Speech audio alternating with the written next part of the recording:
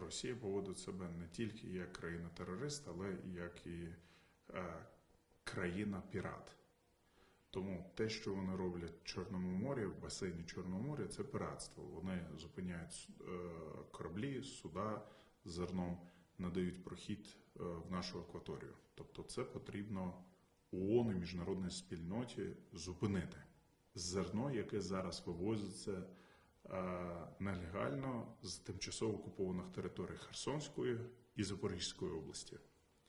Як я знаю, деякі приватні компанії, недержавні приватні компанії, російські і деякі компанії, які можуть належати громадянам Туреччини, але ми зараз з'ясовуємо, так перетинали кордони, наші кордони і вивозили зерно. Я не знаю, в якої кількості, мабуть, до 30 тисяч тонн.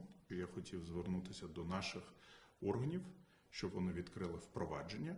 І ми ці провадження передали через наш МЗС, до МЗС Туреччини і до тих міністерств, які Міністерство транспорту, Міністерство юстиції Туреччини. І потім ми будемо окремо спілкуватися з турецькою стороною щодо входу цих судів, кораблів, які будуть йти в турецькі порти. Ми точно знаємо, ці компанії не належать державі Туреччина.